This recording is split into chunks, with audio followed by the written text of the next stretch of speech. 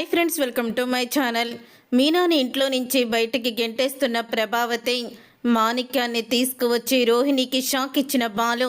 అసలు ఇదంతా ఎలా జరగబోతుందనేది ఈ వీడియోలో తెలుసుకుందాం. ఇక రోహిణి అయితే మొత్తానికి బాలు ఫోన్లో ఉన్న వీడియోని సంపాదిస్తుంది.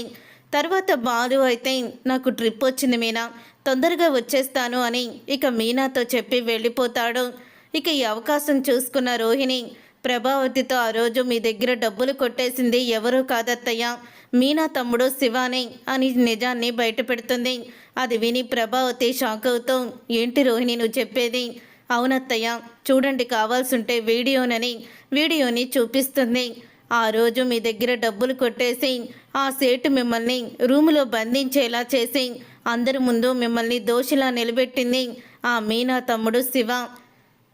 తమ్ముడు శివానే బండి మీద వచ్చి మీ డబ్బులు కొట్టేశాడు. ఈ విషయం బాలుకు కూడా తెలుసు.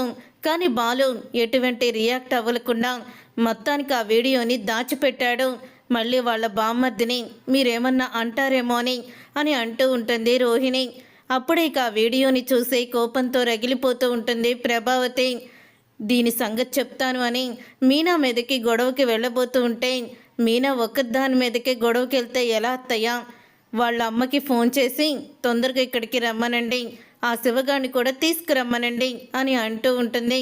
అప్పుడు ఇక ప్రభావతి పార్వతికి ఫోన్ చేసి ఉన్న పలంగా ఉన్నట్టే మీరు మా ఇంటికి రండి, మీ కొడుకుని మీ కూతుర్ని కూడా తీసుకురండి అని చెప్తుంది. దాంతో ఇక పార్వతి అయితే చాలా కంగారు పడిపోతూ, రే ఏంట్రా నిన్ను కూడా తీసుకురమ్మని వదిన గారు చెప్తున్నారు, ఏం జరిగిందిరా, మళ్ళీ ఏం చేసావురా అని అడుగుతూ ఉంటుంది. పార్వతి శివాని నేనేం చేయలేదమ్మా అని అంటూ ఉంటాడు శివ. తర్వాత ఇక అందరూ కూడా ఇంటికైతే వస్తారు. పార్వతి వాళ్ళు రావడం చూసిన మీనా, అమ్మా ఏంటి అందరూ ఒకేసారి వచ్చారు, ఏం జరిగింది అని అడుగుతూ ఉంటుంది మీనా.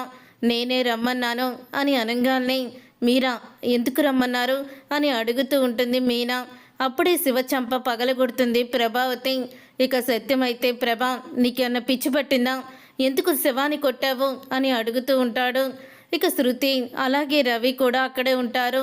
అప్పుడే ఇంకా వీడిని కొట్టాలా లేకపోతే చంపేయాలా, వీడేం చేశాడో మీకు తెలుసా? ఆ రోజు బైక్ మీద వచ్చి నా దగ్గర 1,00,000 రూపాయలు కొట్టేసింది వీడేనండి అని అంటూ ఉంటే, ఆ మాట విని ఒక్కసారి అందరూ కూడా షాక్ అయిపోతూ ఉంటారు. నీకేమన్నా పిచ్చి పట్టిందా, ఎప్పుడో దొంగతనం చేస్తే ఇప్పుడు శివాని చేశాడని తనమే చేసుకోవడం ఏంటి అని సత్యం అడుగుతూ ఉంటాడు. ఆధారాలు లేకుండా సాక్ష్యాలు లేకుండా నేనేమీ అతని మీద నింద వేయలేదండి, చూడండి వీడు చేసిన నిర్వాకం అని వీడియోని చూపిస్తుంది. ఆ వీడియోని చూసి సత్యం అందరూ కూడా షాక్ అయిపోతూ ఉంటారు. ఇక మీనా కూడా వీడియో చూస్తుంది. అప్పుడు ఇక వీడియో చూసి మీనా అయితే, రే ఏంట్రా ఇదంతా అని అడుగుతూ ఉంటే, నన్ను క్షమించక్క, ఆ రోజు నేను చెయ్యని నేరానికి మనల్ని పిలిపించి ఆ రోజు ఈవిడ గారు మనల్ని అవమానించారని, నిన్ను నానా మాటలు అన్నారని కోపంతో నేను ఆ రోజు అలా చేయాల్సి వచ్చింది అని నిజాన్ని బయట పెడతాడు. అప్పుడు ఇక మీనా కూడా ఎందుకురా ఇలా చేశావు అని కొడుతుంది శివాని.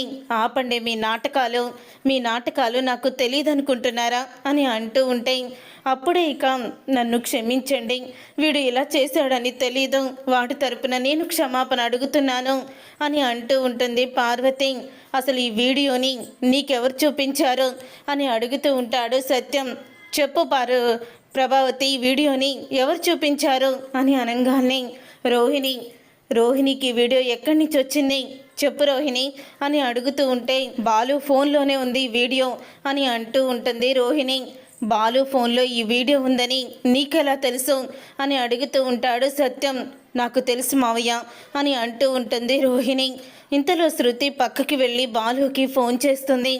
జరిగిందంతా కూడా చెప్పడంతో ఒకేసారి బాలు షాక్ అయిపోతూ ఉంటాడు. అసలు నా ఫోన్లో ఉన్న వీడియో ఎవరు తీశారు, ఎలా తెలిసింది అని అడుగుతూ ఉంటే, రోహిణియే నీ ఫోన్లో ఉన్న వీడియోని చూసి తన ఫోన్లోకి ఫార్వర్డ్ చేసుకున్నట్టుంది, అత్తయ్యకి చూపించి అంత గొడవ చేస్తుంది అని అంటూ ఉంటుంది శృతి. పాపం మీనా అసలు ఏడుస్తుంది. బాలు నువ్వు తొందరగా రా అని అంటూ ఉంటుంది శృతి అయితే. అప్పుడు ఇక బాలు అయితే, ఈ పార్లర్ అమ్మకి నా ఫోన్లో ఉందని వీడియో ఎలా తెలుసు అని అనుకుంటూ ఇక బయలుదేరుతూ ఉంటాడు. అలా కార్లో వస్తున్న బాలుకి మాణిక్యం అయితే కనపడతాడు. ఇక మాణిక్యాన్ని చూసి షాక్ అయిపోతూ ఉంటాడు బాలు. ఇక షాక్ అయిపోతూ ఇక వెంటనే కారు ఆపి ఇక మాణిక్యం కాలర్ పట్టుకుంటాడు. నువ్వు ఆ మలేషియా మావయ్య మాణిక్యానివి కదా, ఇదేంటి నీ చేతిలో ఆ కవర్ ఏంటి, నీ వేషం ఏంటి, నువ్విక్కడున్నావేంటి అని అడుగుతూ ఉంటే పక్క నుంచి వెళ్తున్న ఒక వ్యక్తి, ఏం మటన్ కొట్టు మాణిక్యం, ఈ మధ్య కనిపించడం లేదేంటి, నాటకాలు మానేసావా అని అంటూ ఉంటే ఇతను ఏం చేస్తాడు అని అడుగుతాడు బాలుని. ఇతను మటన్ కొట్టుకుంటాడు, అప్పుడప్పుడు డ్రామాలు కూడా వేస్తాడు అని చెప్పడంతో నువ్వు డ్రామా ఆర్టిస్టువా, చెప్పరా, చెప్తావా, పోలీస్ స్టేషన్కి తీసుకువెళ్ళమంటావా అని బాలు అయితే అంటాడు. అప్పుడే ఇక వెంటనే మాణిక్యం అయితే రోహిణియే తన చేత ఈ నాటకం ఆడిచ్చిందని నిజాన్ని బయట పెడతాడు. అలా బయట పెట్టడంతో ఇక తర్వాత ఇక మాణిక్యాన్ని తీసుకొని ఇంటికి అయితే వస్తూ ఉంటాడు బాలు. ఇంతలో ఇక మీనాని బయటికి గెంటేస్తూ ఉంటుంది ప్రభావతి. అలా మీనాని బయటికి గెంటేస్తూ ఉండగా కాలర్ పట్టుకొని మాణిక్యాన్ని లోపలికి తీసుకొస్తాడు బాలు. మాణిక్యాన్ని చూసి రోహిణి షాక్ అయిపోతూ ఉంటుంది. ఇక రోహిణి షాక్ అయిపోతూ ఇదేంటి మాణిక్యం బాలు చేతికి చిక్కాడా అని షాక్ అయిపోతూ ఉంటుంది. అప్పుడే ఇక ఏంటి మాణిక్యం గారిని అలా కాలర్ పట్టుకొని తీసుకొచ్చావు అని మనోజ్ అంటూ ఉంటే వీడు మలేషియా నుంచి వచ్చినవాడు కాదు, ఇక్కడే బస్తీలో నాటకాలు ఆడుతూ మటన్ అమ్ముకునేవాడు. మీ భార్య రోహిణియే వీడి చేత నాటకం ఆడించింది వాళ్ళ మావయ్యని నిజాన్ని బయట పెడతాడు. అది చూసి షాక్ అయిపోతూ ఉంటాడు. ఏంటి పార్లమ్మ, నా ఫోన్లో ఉన్న వీడియోని, అసలు వీడియో ఉందని నీకెలా తెలుసు, నీకెవరు చెప్పారు, నా ఫోన్లో ఉన్న వీడియో ఉందని మీనాకు కూడా తెలీదు, ఆ శివగాడికి తెలుసు.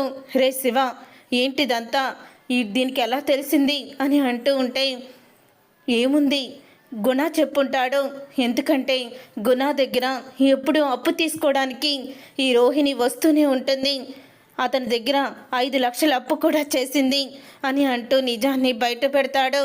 విన్నావు కదా, ముందు నీ కోడలు ఆడుతున్న నాటకం గురించి బయట పెట్టి అప్పుడు మీనా మీద చెయ్యి వెయ్యి అని అంటూ ఉంటాడు బాలు. అప్పుడే ఇక ప్రభావతి అయితే రోహిణిని చెంప పగలగొడుతుంది. చెప్పు, ఇతని చేత మలేషియా నుంచి వచ్చిన మా మావయ్యని ఎందుకు నాటకం ఆడిచ్చావు, అసలు నువ్వు కోటీశ్వరరాలువేనా అని అడుగుతూ ఉంటే అప్పుడే ఇక మాణిక్యం అయితే ఇంత దూరం వచ్చాక ఇంకెందుకమ్మా దాచుకుంటున్నావు, చెప్పి నువ్వు కోటీశ్వరరాలువి కాదని అని మాణిక్యం అంటాడు. అప్పుడే అది విని ఒక్కసారి అందరూ కూడా షాక్ అయిపోతూ ఉంటారు. అసలు మలేషియాలో వాళ్ళ నాన్నే లేడు అని అనగానే మరి మలేషియాలో వాళ్ళ నాన్న లేకపోతే రే మనోజ్, నీకు ఫర్నిచర్ షాప్ పెట్టడానికి 25 లక్షలు ఎక్కడి నుంచి వచ్చాయిరా అని అడుగుతూ ఉంటాడు సత్యం. అది నాన్న, అది అని తడబడుతూ ఉంటే చెప్తావా, చంప పగలగొట్టమంటావా అని సత్యం అనగానే అది నాన్న, అది నేను నా దగ్గర నుంచి డబ్బులు కొట్టేసిన కల్పన మొత్తం 48 లక్షలు వడ్డీతో సహా ఇచ్చేసింది నాన్న, వాటితోనే ఫర్నిచర్ షాపు పెట్టాము, మళ్ళీ డబ్బు వస్తే బాలుగాడు రవిగాడు వాటా అడుగుతారని రోహిణి వాళ్ళ నాన్న ఇచ్చారని చెప్పమంది, అలాగే చెప్పాను అని నిజాన్ని బయట పెడతారు.